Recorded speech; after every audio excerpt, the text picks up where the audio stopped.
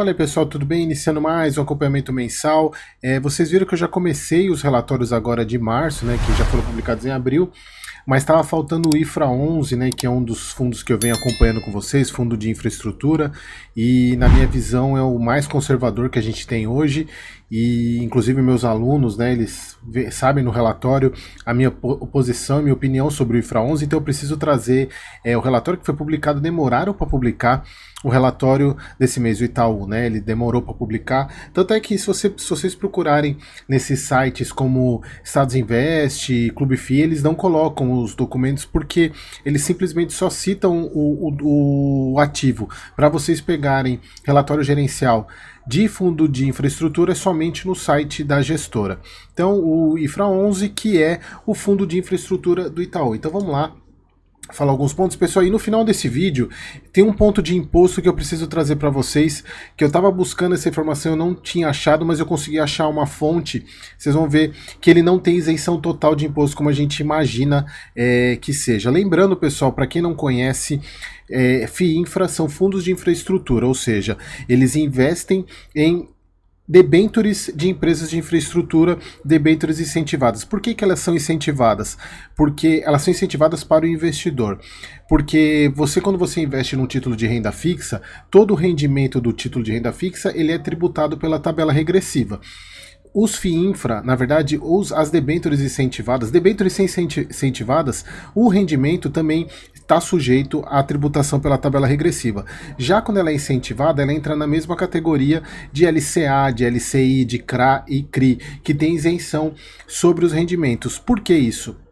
É para incentivar esse tipo de mercado, a infraestrutura que traz um bem geral para a nação. Então, empresas de infraestrutura, quando emitem dívida, elas podem emitir nesse tipo de debenture que são incentivadas para atrair investidor. E os FIINFRAs, eles vão lá e compram essas debentures. Então, o FIINFRA funciona basicamente assim. E eu acho uma maneira muito bacana de você se expor nisso, porque você não investe diretamente numa debenture só, tendo a questão da liquidez, porque se você precisar do dinheiro, você vai precisar achar no mercado secundário alguém que compre a debenture e normalmente tem um pênalti para fazer isso. Já no FIINFRA você está investindo no fundo que tem as debentures, então você é um fundo fechado, você negocia as cotas desse fundo, então a liquidez é muito melhor. E então ele é um fundo de renda variável, mas com características de renda fixa. Teve até uma pergunta no grupo do WhatsApp esses dias aí. Aliás, se você não faz parte do grupo do WhatsApp, ali a descrição, o link está na descrição aqui embaixo, perguntando se FIINFRA era um fundo podia ser considerado como uma renda fixa. Não, renda fixa não, ele é uma renda variável porque ele é negociado na bolsa, ele tem risco de mercado também, como ativos de renda variável, porém, ele tem dentro dele ativos de renda fixa, assim como um fundo de papel. Então vamos lá, é um fundo de CRI, né? Então vamos lá falar um pouquinho sobre o IFRA 11, eita, peguei o desenho errado aqui. Agora de fevereiro, ele é um fundo que busca um retorno bem conservador de 0,5% a 1% de spread em relação ao título público de mesma duração, né, de duration equivalente. Pagou 1,10 de rendimento, um baita rendimento se a gente for pensar 1,05 de retorno, embora isso, eles até colocam aqui, ó, porque ele tem mais ou menos 2 meses de delay, né, em relação à apuração e o pagamento.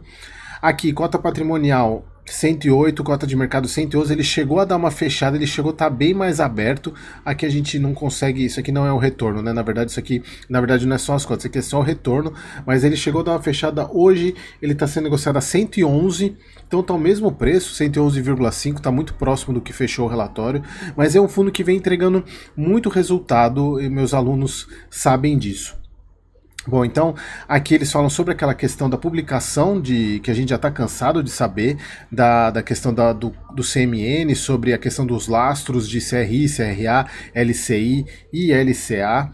Eles falam que a questão da compressão do spread, que eu expliquei para vocês em qual foi acho que foi Agora eu não lembro, foi um dos vídeos de FII Infra que eu expliquei, acho que foi no Juros, se eu não me engano, que eu expliquei sobre a compressão do spread, né? Fiz uma detalhamento, uma planilha mostrando como é que funciona a compressão do spread. Eles até falam aqui, né, que o spread reduziu exatamente por causa da procura, né? Você teve uma maior procura por esses ativos, fazendo com que a demanda, né, ela fosse maior pela quantidade de oferta que tinha, então faz com que o preço do ativo suba e, consequentemente, a taxa cai. Foi o que aconteceu. Então eles colocam também sobre o efeito combinado desses dois fatores, como era de se esperar, foi muito benéfico para o fundo, resultando numa valorização de 4,17 da cota patrimonial. Lembrando, pessoal, quando a taxa cai, o título sobe. Exatamente por isso, né? O preço unitário do título sobe. Na verdade, nesse caso é ao contrário, né? Foi o preço que subiu, fazendo com que a taxa caísse. Então isso valoriza o valor patrimonial do fundo. Então aqui sobre a carteira, informamos que em fevereiro eles não tiveram nenhuma alocação, realizando uma pequena venda da parte de exposição dos SIGAB 11. Foi pago 1,10, como a gente já falou, um retorno de 13,3. Então aqui a parte a gente já sabe, né, sobre a divulgação de indicadores econômicos, caiu a parte da Selic, que caiu dos 0,50% em março. Bom, é isso daí, a gente não tem... Aumentou, cotistas, se eu não me engano estava 17,100 de cotistas, aumentou um pouquinho de número de cotistas. Aqui a carteira do fundo, nenhuma mudança, apenas a mudança aqui mostrando nitidamente a compressão das taxas, né, de marcação a mercado. Na verdade não é aquisição, tá, pessoal? Não é aquisição, é marcação a mercado, que reduziu. Estava 7,1 no mês passado, caiu para 6,7. Isso justifica também a queda da taxa, que a gente pode ver nitidamente o spread médio, que caiu de 1,71 para 1,3. Aqui a parte de disposição, nada mudou, pessoal. Então, assim, não teve nenhuma mudança. Por isso que eu até falei, ele é uma dos mais conservadores mesmo. Mas um ponto que eu queria trazer também, pessoal, lembra? O fato do FII Infra, a característica básica dele é ter isenção total. Por quê? O fundo imobiliário, os fundos, né, fundo imobiliário, FIAGRO, eles têm isenção nos rendimentos. Então você recebe e você não paga imposto. No caso do FII Infra, por ele ter na carteira as debêntures incentivadas, que não tem imposto sobre os rendimentos, a venda de um FII Infra, ela também é isenta. Então você não tem que pagar 20%, por exemplo, quando você vende uma cota de um fundo imobiliário com lucro, você precisa pagar 20% sobre esse lucro. Já no caso do FII Infra, uma das grandes motivadores para esse tipo de ativo é a isenção total de imposto, ou seja, você tem isenção sobre os rendimentos e isenção sobre o ganho de capital. Porém, pessoal, tem um ponto que acho que ninguém prestou atenção, que é isso daqui, ó. Tem um ponto, eu peguei aqui no site do Nord, que eu acabei achando essa informação, tá aqui, ó, tributação.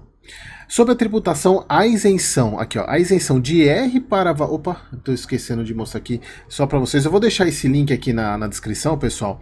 Eu falando aqui, esquecendo de mudar.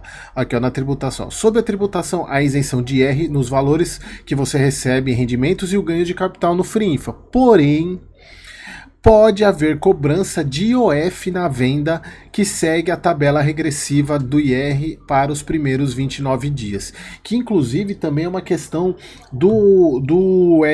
daquele ETF, né, de renda fixa, o LTF11, que segue o Tesouro Selic. Porque, pessoal, eu vi em alguns grupos algumas pessoas discutindo que a pessoa comprou o FII Infra e resgatou menos de 30 dias e foi cobrado IOF. Então, pessoal, assim, só para vocês ficarem espertos, ele tem isenção total de imposto, mas a partir dos 30 dias. Antes dos 30 dias você pode sim ter cobrança de IOF nesse período, exatamente por causa da característica de renda fixa que tem na carteira desse fundo. Então, pessoal, isso é muito importante porque eu não vi ninguém falando sobre isso ainda. Todo mundo vende o FII Infra como isenção total, porém se você comprar e resgatar no mesmo mês, dentro de 29, 30 dias, você pode ter cobrança de IOF, tá bom? Então, espero vocês no próximo vídeo.